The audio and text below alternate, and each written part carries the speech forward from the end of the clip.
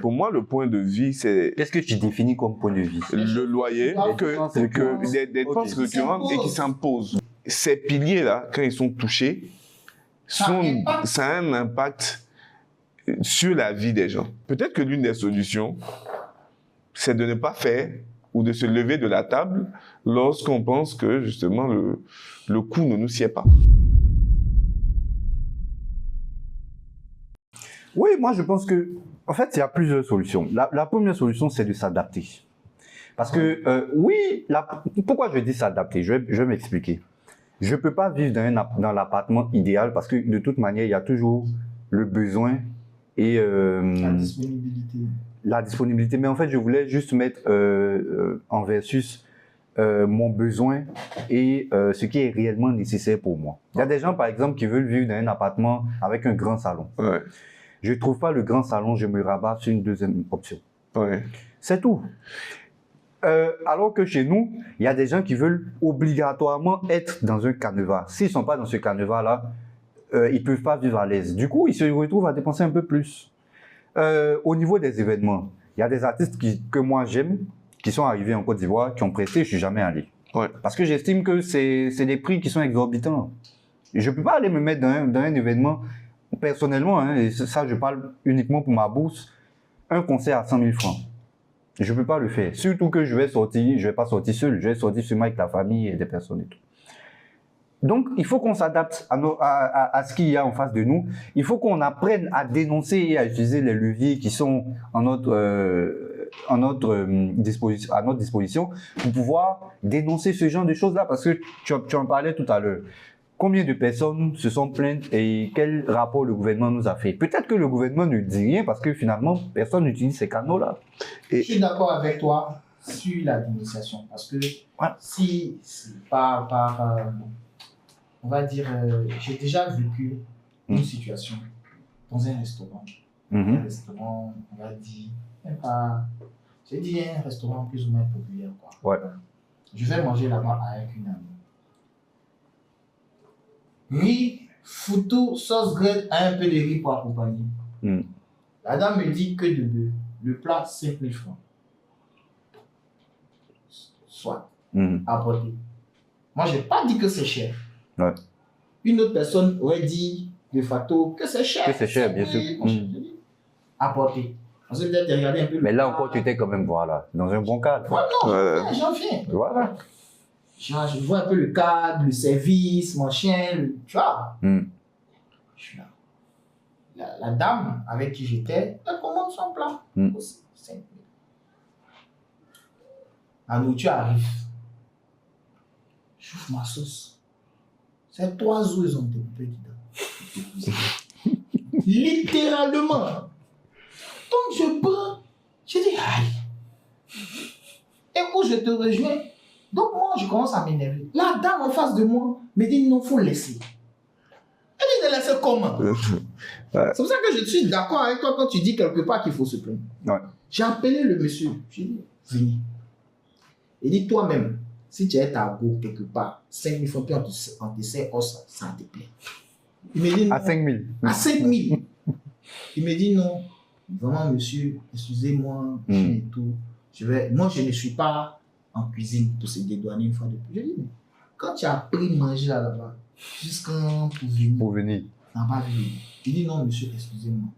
Il est retourné avec la nourriture. 5-10 minutes après, on me ramène une sauce avec tous les animaux dedans. J'ai dit, ah! Donc il y avait. J'ai dit à la fille que moi, il ne vient plus manger ici. Parce qu'ils sont de mauvaise foi. Ouais. Pour 5 000 francs, tu ne peux pas me servir 3 os. C'est pas possible. Quand je sais que moi, il y a des couloirs à Abidjan ici, je peux manger à 1000 francs et puis ça va. En fait, les Ivoiriens ne se plaignent donc pas trop. Effectivement, pour te rejoindre, les Ivoiriens ne se plaignent pas beaucoup. Enfin, ils se plaignent sur certains sujets. Mais je pense que la dénonciation doit se matérialiser par des actes forts. Ça va amener la dissuasion. Parce que si on se contente d'accepter, les gens vont continuer de nous berner. Et je suis vraiment d'accord qu'il faudrait que les gens dénonce un peu plus. Je te prends l'exemple du shawarma. Moi, j'en achète quasiment plus. Moi aussi. J'en fais à la maison. Donc, tu t'es adapté. Je me suis adapté. Voilà. Et il y a des trucs comme ça qu'il faut arrêter. Il faut arrêter de payer pour certains coûts. De payer pour certains services Tout simplement. qui sont exorbitants. Ouais. Voilà. Il faut... Où est la caméra? C'est quoi tu filmes? Voilà. Chers Ivoiriens, c'est avec le cœur que je vous parle. Il faut arrêter, quand c'est possible, de payer pour des services qui n'en valent pas le prix. Ouais. Vous n'êtes pas obligé de consommer cher. Personne ne va vous dire que vous n'avez pas l'argent. Ouais. Et puis même si vous n'avez pas l'argent, là, on s'en fout. Voilà. Donc soyez vous-même. Vous n'êtes pas obligé de faire genre. Personne ne va vous juger parce que la plupart du temps, les gens même qui vous jugent ne vous arrivent pas à la cheville. Merci, population. mais tu sais que je te rejoins. Moi, par exemple, c'est ce que je lui disais. Moi, j'ai des hacks de malade pour faire mes courses. Moi, je fais mes courses chaque 2 mois. Je fais mes courses à Marcory parce que, tu vois, étrangement, je me suis rendu compte que... Il faut préciser que tu as un côté Annie aussi. Oui, j'ai un côté... Non, moi... Je ne suis pas d'accord parce que ça est devenu un peu... On en rit, mais le fait de dire Il a Annie, c'est comme s'il était avare. Et c'est justement dans avare là qu'on est arrivé dans la non-dénonciation. Oui, les gens ont peur. Tu vois. Moi, j'achète. Annie, là, ça veut dire que l'Annie a une culture de l'argent, une culture de la gestion. Mais même l'Annie, hein. Une culture. Je dis pour ceux qui nous écoutent, Ouais, ceux qui nous que les gens écoutent. comprennent que C'est un message solennel. a une culture de la gestion Merci. et de la pérennité de l'argent. Merci. Parce que le tout n'est pas d'avoir l'argent ou bien Aujourd'hui. de donner l'impression d'avoir l'argent, mais le tout est de pouvoir vivre de manière continuelle avec C'est ce ça. qu'on a et bien. Et de faire la Et transmission. ça, c'est éduqué en pays ami. Mais comme la plupart des Ivoiriens aiment le m'as-tu vu un peu inutile, très souvent, il va trouver un ami ami qui va lui dire, mais ça, on ne fait pas. Il va dire, mais toi, tu es avare. Oh, c'est son éducation financière qui lui dit que cette dépense-là n'est pas utile. Tout nous est permis, mais tout ne c'est pas utile. Et franchement, tu sais, moi, j'achète le kilo de porc. Ce que je dis, j'achète le kilo de porc, 1100 francs, 1200, j'achète un carton. Le poisson, même chose. Et tu vois, par exemple, moi, j'aime bien le poisson Mostel. J'aime bien. Mais je m'assois, j'évalue le coût du Mostel à l'achat, le coût de revente. Je sais, les gens doivent vivre. Mais quand je prends un Mostel qui me fait à l'achat 1100 francs, je pense 1100 francs, entre 800, maximum 1200. Le même Mostel, on le coupe en 3. On vend chaque morceau 1000 francs, 1000 francs, 1000 francs. Ah non, moi je peux pas. Ouais. Je peux pas. C'est pour ça que je parlais de surenchère. Ouais. Les gens ne sont plus dans les activités. En Côte d'Ivoire, pardon, j'ai un truc. En Côte d'Ivoire, Il a beaucoup à dire. Il a beaucoup à dire. Il a trop perdu. ne se mettent pas dans les secteurs d'activité pour rendre un service. Non. Ils se mettent dans un secteur d'activité pour gagner rapidement de l'argent. En fait, Rapidement. Pour moi, c'est le serpent qui se mord la queue. Parce que le besoin de gagner rapidement de l'argent vient du fait même qu'il n'y a pas d'argent. Donc, le gars, il est en train d'essayer de créer quelque chose, en fait. Je prends par exemple le cas des business en Côte d'Ivoire. Quand une personne ouvre un secteur, s'ouvre un secteur, par exemple, vend de la banane grillée ou bien je sais pas, tout le monde va vers ce secteur. Quand ça marche, tout le monde va vers ce secteur. Pourquoi ça marche? Au début, ça marche parce que tu vends quelque chose qui est innovant, que les gens ne connaissent Qui est pas. accessible. Et qui est accessible et qui fait que les gens vont vers. Au finish, regardez un peu comment les salons de coiffure, les instituts poussent. Non. Ça, c'est pas parce que ça marche. C'est parce que ça permet à beaucoup de personnes. Non, ça, c'est un cas. De se gérer. Ça permet à beaucoup de personnes de pouvoir gérer leur argent. Je suis d'accord avec Ça toi. marche pas parce Je suis d'accord avec toi. Mais je veux dire, c'est pas le seul secteur. Je peux te faire une liste de 10. Dans le domaine. Tu es dans la peinture, tu sais par exemple que les quincailleries, il y en a Oui, bien sûr. à chaque 5 km. Mais parce que tout habite en construction. Par exemple. Mais est-ce que c'est partout que ça marche? Mais Non, les quincailleries aussi servent autant Bien que sûr. les mais je veux dire, spas. c'est hein. pourquoi je vous ai dit que c'est ce sujet-là, on va pas faire de trucs de blanchiment d'argent. Il est dans beaucoup de secteurs. Ouais, mais ce ouais. que je dis, Mais il y a des c'est que secteurs bien où avant il ça, est même. beaucoup en vogue. Oui, il y a effectivement, parce que ça permet de gagner plus vite et de faire plus vite. Mais au-delà de cela, il y a des secteurs où une personne réussit, tout le monde suit. Non, ça, Faut pas qu'on se mente. Ça, c'est naturel. Mais je veux dire, pour revenir à l'idée que j'avais énoncée en début de mon propos, c'est que les gens, le Made in Côte d'Ivoire n'est pas fait pour que les Ivoiriens aient un service. Le Ça, c'est Made vrai. in Côte d'Ivoire est fait pour être cher et luxueux. Il y a une grande différence entre quelque chose qui est cher et quelque chose qui est luxueux. Un service qui est luxueux, c'est un ensemble d'éléments qui sont mis à la faveur du client, dans l'intérêt du client, pour le client, afin que ce dernier-là se sente exceptionnel. Et cette économie ou bien ce social selling que tu veux faire, il ne peut exister que si certaines dispositions sont prises Lesquels? par nous-mêmes, j'en ai parlé un peu, dénonciation par exemple, et en même temps par l'État. Mais le problème, c'est que on veut un État qui est libéral dans certains cas, et on veut un État qui est interventionniste dans d'autres cas. Oui, Qu'est-ce qu'on veut? Parce que l'État a l'obligation de... L'État, la seule obligation qu'il a, c'est de cadrer et de réguler. Non, l'État a l'obligation de garantir la vie, et on va dire la vie saine de ces populations. Non, mais Parce est-ce que ce qu'on si vit nous là, tous c'est on pas meurt, sain? là, oui, c'est dur. Mais Non, je te prends par exemple la santé. Ouh. Pour la santé, par exemple, c'est un gros sujet.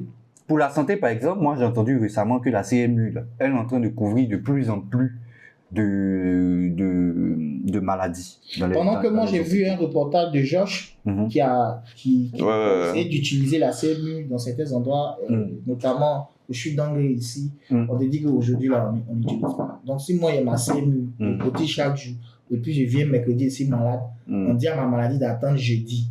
Donc ma maladie doit choisir le jour où ma CMU passe avant de je veux arriver, parce qu'on a parlé beaucoup d'Abidjan, mais finalement, peut-être, est-ce que c'est pas toutes les villes en Côte d'Ivoire qui sont touchées par cette pression en fait, de vie là? Pardon, je vais revenir sur un truc rapidement.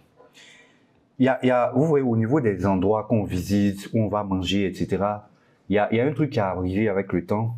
Ça s'appelle les endroits Instagrammables. Ouais. Ça paraît banal, hein?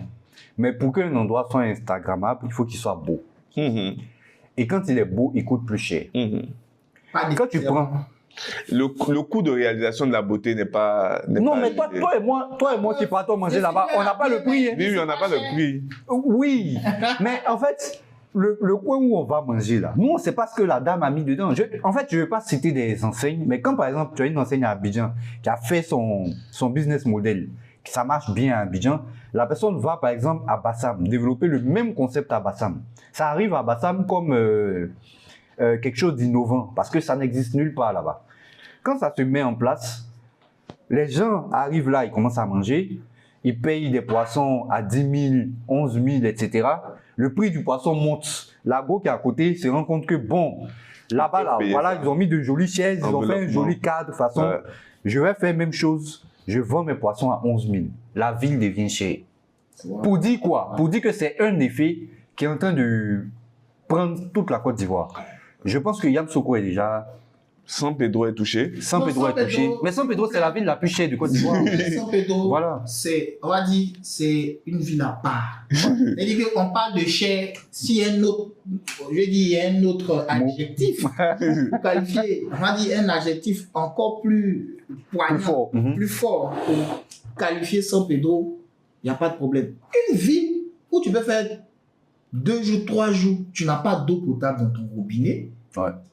On te fixe ton loyer de chambre-salon à 150 000. Même à Abidjan ici, on ne coupe pas l'eau comme ça. Ouais. Moi, j'ai été à San Pedro à un moment donné. Quand je reviens à Abidjan pour mes congés et tout, et que j'ouvre le robinet et que j'ai l'eau qui sort, j'ai comme un enfant qui a donné son jouet de... Je dis que je suis ébahi. Ouais. Parce qu'à un moment donné, ce n'était plus avec aisance que j'avais à me laver avec de l'eau de robinet directement. Ouais. Il y a toujours un fût. Et puis, comme... Voilà. Mais tu payes plus cher qu'à Abidjan. Non, mais parce que moi, à Boisseau, je le dis, à Boisseau, tu t'en vas là-bas, mais le poulet, il est 5 000. On te donne le poulet sans la ticket, on est à Boisseau. En plus. Ouais. Tu vas à Soubré, alors que tu as des gros capitaines. Mais quand tu demandes le prix du capitaine fumé à Soubré, tu n'es même pas loin du même prix que tu as à Abidjan. Donc au final, tu te dis, mais attends, théoriquement, vous avez l'eau. Si on a de l'eau ici, qui est pas loin et tout, on devrait normalement avoir une accessibilité dans différentes villes, en fait. À San Pedro, on te monte un terrain, 500 mètres carrés. Terrain là même là, pour arriver là-bas, c'est Golgotha. Mais son prix, on te parle de 7 millions. Ouais. Terrain sur côte. Si la plus bien là, il y a une partie de ton terrain cassé. Non mais, c'est 7 millions. Mais c'est mieux d'aller prendre mon terrain à Djorobité. Bien sûr. Ou bien même ailleurs. Attention, à Djorobité, c'est pas facile. C'est pas facile. Pour dire, en fait, on a parlé de beaucoup de choses, et on était sur les solutions. Effectivement. Comment est-ce qu'on fait pour se discipliner, pour vivre dans ça? Parce que aujourd'hui, même quand on fait cet épisode, je pense que demain, après-demain, il y a des choses qui vont augmenter. Là, sur la dernière année fiscale, je pense qu'il y a les aliments de poulet qui vont augmenter. Il y a eu une réduction, mais ça va quand même augmenter. Donc, comment l'Ivoirien, il peut, Didi, pour toi qui a fait beaucoup de villes, Charles, pour toi aussi qui a des hacks, comment est-ce que l'Ivoirien, il peut faire aujourd'hui pour anticiper même ce type d'augmentation-là, avoir toujours un peu de cash à côté, en épargne, mais je sais pas, parce que dans certains pays aussi, la richesse, parce que in fine, c'est pour être riche, tout ça, la richesse se définit comme une personne qui a un certain niveau d'épargne, etc., etc. Comment est-ce qu'on fait pour vivre décemment, sortir quelquefois, parce que c'est important aussi pour ne pas déprimer, et puis à la fin avoir de l'épargne? Comment est-ce que vous faites ça? J'y vais, vite fait. Pour revenir sur ce que je disais, moi j'ai des coins où je fais des achats. Ne donne pas les points. Non, je ne donne pas les coins, mais j'ai des coins où je fais des achats. Souvent derrière l'eau. Ouais, souvent derrière l'eau. Moi, j'achète le poisson. J'achète mon poisson au port. J'achète ma viande directement au port. J'achète ma viande à l'abattoir. Mais c'est l'accord et la bannière là-bas pour acheter au port? Non, même pas. Ok. Même pas. Il y a des... En fait, si tu vas au niveau, même avant d'arriver au niveau de la gendarmerie, il y a des endroits où tu peux faire des achats et puis ils n'ont pas que... D'ailleurs, ils n'ont pas que du poisson, tu peux acheter autre chose. Ok. J'achète... je ne vais pas boire dans un endroit où la bière n'est pas 500. En tout cas, si ton endroit, c'est un endroit accessible, ouvert, tu vois, comme ça, je vais pas là-bas. Si j'arrive que, tu vois, genre, je vais dire un maquis de rue que je veux boire une bière, et que dès que tu me dis c'est 700, je prends mes affaires, je m'en vais. Moi, pour ce type d'endroit, je considère que dès qu'on dépasse un certain coût, si ton endroit est couvert, il est beau, enfin, un truc, je peux comprendre que tu me fasses 1000 francs. On peut chiller dedans.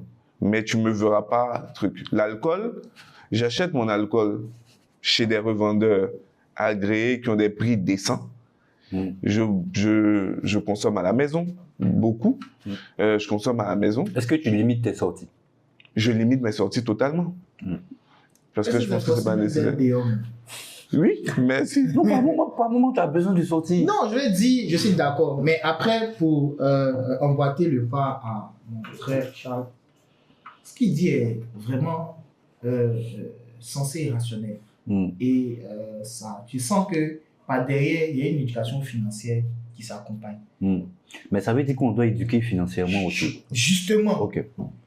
C'est pour ça que je suis aussi d'accord avec toi pour dire que il ne faut pas tout de suite se dédouaner. Pour dire c'est l'État, c'est les propriétaires, c'est ceci. Non, nous-mêmes, on a un rôle à jouer dans notre éducation financière. Je suis très d'accord avec lui. C'est le comportement que j'ai. J'arrive dans un établissement. Street food. On vient manger, petit à checker, machin. La dame me fait l'eau à 1000 francs. C'est-à-dire que l'autre, maximum 500. Mais jusqu'à aujourd'hui, Je lui ai dit, madame, vous me reverrez. Pourquoi il cache pas pour moi? Et là même, j'ai un riz couché avec une dame qui est à Cocody, qui m'a fait des crudités, mais elle m'a arnaqué. J'ai acheté mon plat, j'ai mangé, et pour le soir, j'ai voulu prendre crudité. Elle a fait ça à 1500. Mais c'est moitié d'œuf. J'ai un œuf. Elle a coupé en deux. Et puis, l'autre moitié, elle a coupé en deux. Donc, il y a eu 2 quarts d'œuf avec un peu d'oignon, un peu de concombre. Donc, j'arrive le soir à la maison, j'ouvre ma chose pensant que j'ai Une bonne crudité, là. J'ai dit, c'est pas grave, j'ai gardé ça dans mon cœur. Madame, quand j'aurai le temps, je vais venir te dire pour toi aussi. Parce qu'il faut dénoncer. Non, il faut dénoncer. Je dis que les gens n'ont pas pitié. Il y a des choses, c'est vrai, quand tu regardes la prestation des services, le coup, tu dis que ouais, ça là, je suis d'accord de payer ça à ce prix. Mais des choses basiques, on va dire banales, nous-mêmes on connaît le prix. Ouais. Et on nous vend ça à 3, 4, 5 fois. Aujourd'hui, moi je le dis, je ne cache pas. Il n'y a qu'à avoir un peu d'argent. Il y a des secteurs d'activité que moi je vais cibler spécialement pour casser les coups foutaises qu'il faut. Ouais. Ouais. Parce que on peut faire de la marge, on peut faire du bénéfice sans pour autant asphyxier les Ivoiriens. Ouais. Mais nous-mêmes, on se plaint de la cherté de la vie. Mais quand on a l'opportunité de vendre un service, on fait plus cher. Donc, bien que nous-mêmes, on se plaignait de X. Ouais. Moi, il y a des enseignes, je ne peux pas porter. Il y a des gars chez qui je payais des vêtements. Je leur ai dit, je ne viens plus chez vous. Parce que c'est la rue vers l'or pour l'or. Mais et l'Ivoirien, et le service à sa communauté, il est où? Mais je rebondis sur ça, sur le Made in Côte d'Ivoire. Moi, je suis très... j'étais très Made in Côte d'Ivoire en mode il faut soutenir. Mais je me suis rendu compte que tu me vends une chaussure au prix de coûts internationaux. Et tu sais, il y a un truc qui m'est arrivé, c'est que j'ai acheté une chaussure ici qui a même pas fait 3 mois. Parce que, tu vois, parce que j'ai un mode de vie particulier. Je fais un voyage, je vois un artisan, je rentre dans sa boutique, belle boutique, je demande le truc, il me dit 25 €. Je dis 25 €. Je vois la qualité du truc, je touche, je dis 25 €. Ah mais gars, attends, mais tu me prends ça. Mais tu prends ça, tu te rends compte que, en fait, le truc que tu as payé à 100 000 ici, contre les 25 €, enfin, tu es carrément sur le jour et la nuit. Après, pour ne pas, je ne veux pas dédouaner le gars qui t'a vendu ici très cher, mais peut-être que le gars, il est aussi soumis à certaines taxes et certaines choses. Je suis d'accord, je suis d'accord. C'est pour ça que je reviens une fois de plus sur mon exemple de la définition de la cherté. De la cherté, oui. Voici les intrants. Tout ce que tu dois dépenser, voici le coût. Et puis le gars, il se place là, en termes de vente. Ouais. Tu vois le gars? Mais moi, je ne suis pas sûr que dans tous les secteurs, ce soit comme ça. Je pense que dans certains secteurs, les gars font des prix qui sont quand même raisonnables, mais qui paraissent hauts parce que en fait, il y a eu un boom à plusieurs niveaux. Hein. Même au niveau de certaines taxes, il y a eu un boom, tu vois. Qu'est-ce qui justifie ça? Il n'y a rien qui justifie. Quand tu me dis que, par exemple, je te vends cette tasse à 100 000 parce que j'ai tant. Prenons le cas des véhicules. Okay. Quand tu prends le cas des véhicules, il arrive souvent sur Facebook ou sur d'autres réseaux sociaux qu'on voit, par exemple, le prix d'un véhicule là-bas au Canada. Quand tu regardes le prix du véhicule et que tu compares le prix du véhicule, souvent, quand tu le vois en vente à Abidjan, il fait pratiquement le double. Parce sinon le double plus un peu. Mais donc, tu te rends compte, et même, on a le coût du transport le plus élevé. Oui. Mais en fait, c'est lié, tu te rends compte que le gars, quand tu regardes ce qu'il paye en douane et en taxes, tout ça, compris, le prix auquel il achète le véhicule de base, il a peut-être 1 million, 1,5 million, 2 millions. Mais est-ce que 1 million, 1,5 million, 2 millions, il est en train de courir vers l'or? Non, je suis d'accord quand tu me dis ça. On a des situations économiques qui font que la vie est chère. Voilà.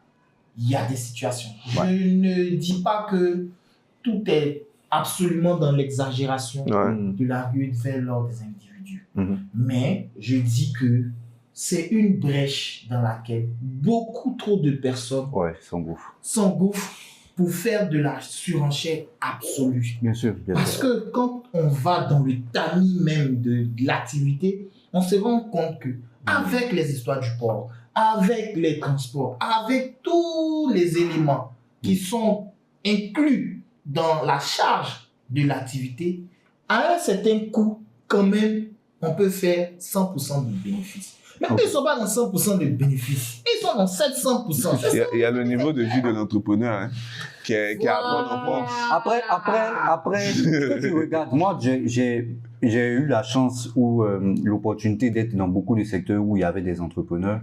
Et je me suis rendu compte que l'entrepreneur ivoirien est différent de l'entrepreneur que tu peux trouver dans des pays Sénégal. d'Afrique australe ou même au Le Sénégal. Kenya, ou même Afrique du ailleurs. Sud. Attention, dans ces pays-là, les entrepreneurs répondent souvent directement à des besoins. Donc, ils ne cherchent pas directement à s'en Exactement. Ici, le gars, il ne cherche pas. En fait, ce n'est pas des entrepreneurs, c'est des commerçants. C'est des commerçants. Beaucoup ne sont pas des entrepreneurs. Même le commerçant, même là, Voilà. il cherche à te faire du bien pour que tu restes chez nous. Chez nous, ici, en Côte d'Ivoire, où est la caméra? Là. C'est le troisième épisode. Chers entrepreneurs ivoiriens, nous sommes conscients de toutes les difficultés que vous supportez. Nous sommes conscients de votre engagement pour la communauté, pour vos communautés et pour nous qui vous suivons. Mais de grâce, s'il vous plaît, essayez de poser des actes, sinon d'offrir des services aux Ivoiriens ou le Made in Côte d'Ivoire, là, nous les plus petits Ivoiriens, on peut l'acheter. Parce que nous sommes aujourd'hui près de 30 millions d'habitants. Si vous faites moins cher et que vous avez 1 million de personnes qui achètent vos produits, vous pourrez avoir la même marge de bénéfice que vous faites aujourd'hui en servant une communauté plus large. C'est ça. Je vous remercie. Et puisqu'on arrive vers la fin de l'émission, moi je veux parler d'un dernier aspect de Cherté avant que tu donnes tes solutions et qu'on puisse. Ouais, je pense qu'on a... On a déjà donné la solution. Attends. Ouais.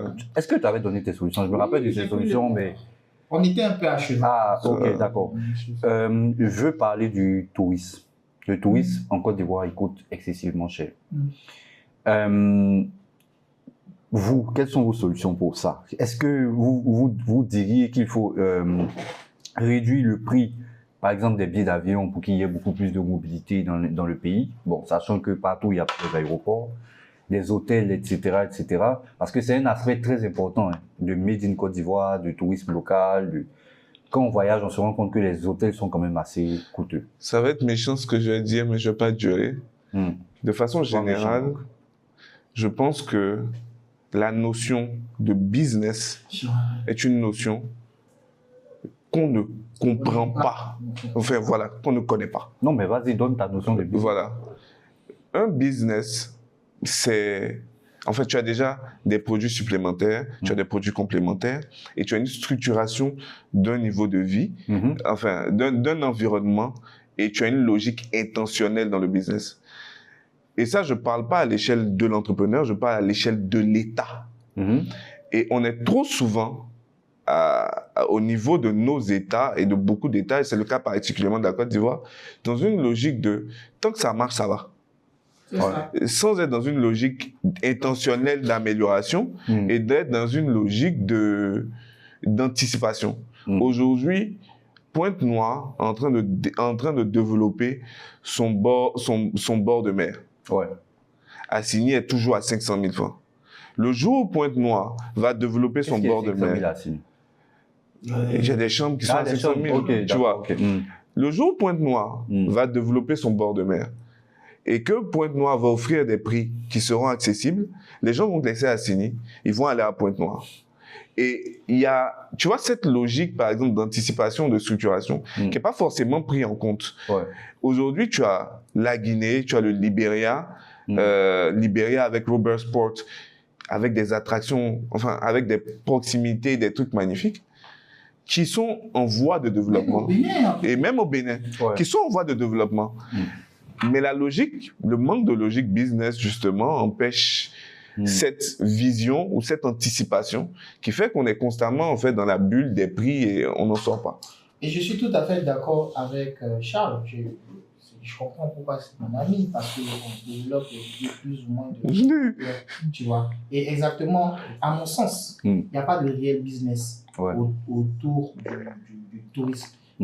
C'est vrai que le ministère du Tourisme, à travers Visite Côte d'Ivoire, fait des efforts, et qu'on salue d'ailleurs, et voilà. Mais il faut que, à mon sens, il y ait vraiment un véritable business. Moi, quand j'ai été au Sénégal, on te fait dépenser sans que tu ne sentes que ça c'est cher. On te dit, monsieur, payez 1000 francs pour la visite. Tu visites un peu, arrivé devant, on dit non, c'est 500. Arrivé. Tu vas sortir là, tu as dépensé 10 000. Mais chez nous, déjà, le prix d'accroche même ne te donne pas envie d'y aller. Tu vois. Par contre, si, par exemple, on facilitait le coût des billets, par exemple, sur 100 prix d'or, si les hôtels avaient quelques réductions de taxes... Même pour aller à Korogo.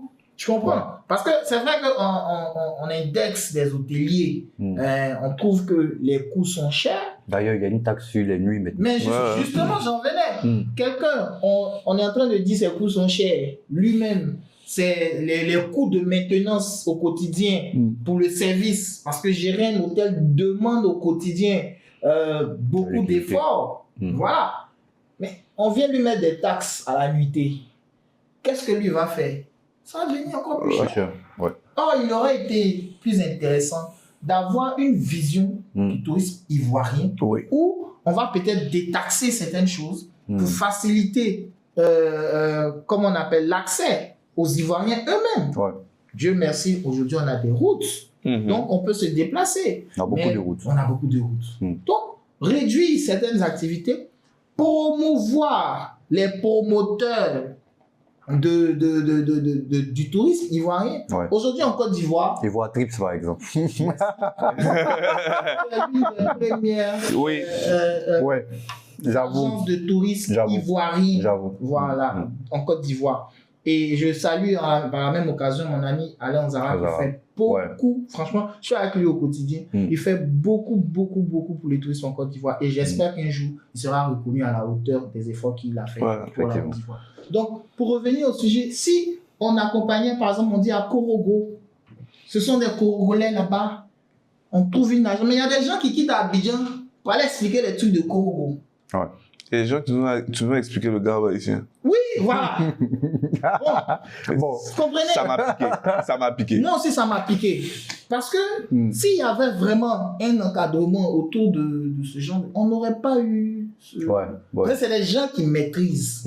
Des gens qui maîtrisent, des gens qui sont dedans. Et vraiment, créer le business autour du tourisme en Côte d'Ivoire va...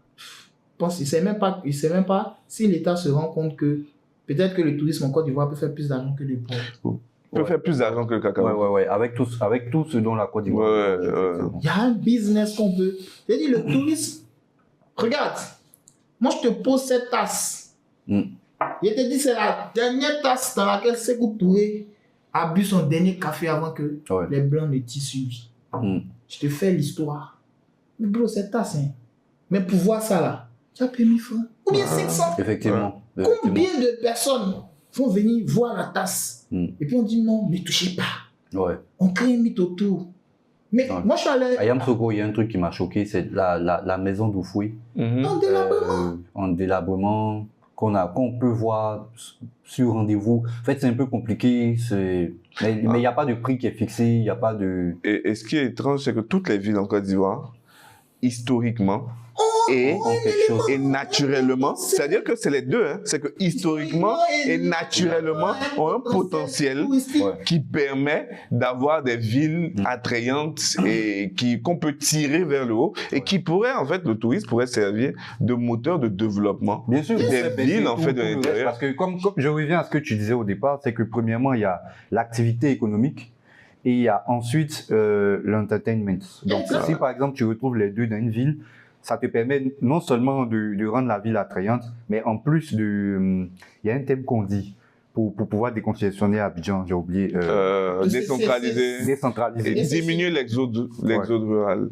Mais oui, justement, dans les solutions, On allait parler aussi de la décentralisation. Aujourd'hui, la décentralisation est devenue pas une nécessité, mais une obligation. Parce qu'on a passé le cap du simple besoin.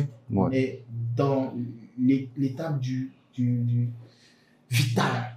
L'urgence, quoi. L'urgence vitale, exactement. De pouvoir aller vers d'autres villes.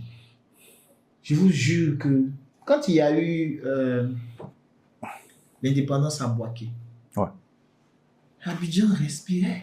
Bien sûr, je me rappelle, il y avait des gens qui ont fait des posts dessus. Abidjan respirait. Donc imagine ces quelques personnes-là, mais quand ils étaient à Bouaké, il y avait place encore à un malgré tout le monde s'était déplacé. Voilà, il y avait encore la place. Et pendant la CAN, moi j'ai été encore à Bouaké, j'ai vu que il y a un potentiel inouï. Énorme. J'ai dit que tu peux être à Bouaké et puis tu vas même pas, si c'est vraiment ce que tu vas même pas avoir envie de venir à Abidjan. De venir à Abidjan, effectivement. C'est-à-dire l'envie même de venir à Abidjan, tu vas oublier. Parce que Bouaké n'est pas loin de Yamoussoukro. C'est pas loin des premières villes du Nord. Mais moi, je te dis, il faut même aller peut-être un peu plus loin. Katiola. Katiola qui est aujourd'hui abandonné. Mais Katiola. Il y a des collègues qui sont allés il n'y a pas très longtemps. Ils n'ont même pas eu d'hôtel. Donc... San Pedro. Mais San Pedro, pardonnez mes parents de San Pedro. San Pedro, c'est un gros bidonville qui est en train de se chercher. Mais Abidjan, c'est un township. Bon, écoutez, on va s'arrêter là. Merci à vous. Ce qu'on retient, c'est que pour que la vie soit moins chère de façon générale, ça s'inscrit déjà dans une vision. Bien sûr. Mais ensuite, ça passe par beaucoup de petits leviers à activer, tourisme, logement et plein d'autres choses qu'on pourra utiliser. En tout cas, merci Didi pour cette présence sur notre plateau. Le sujet était important. Je pense que tu étais la bonne personne pour en parler. Tu as fait 3 messages solennels. je pense que les Ivoiriens verront et ils vont prendre action. Merci à toi aussi, à Charles, parce que tu as partagé de bons hacks que moi-même je vais commencer à suivre parce que je pense qu'il faut commencer à sauvegarder un peu plus d'argent. Et puis merci à vous qui nous regardez. Je rappelle que vous pouvez voir toutes nos émissions sur notre page Facebook, donc Prism, mais également sur notre site internet où on aborde aussi ce genre de sujet-là, opinions.net. Merci à vous et rendez-vous au prochain épisode.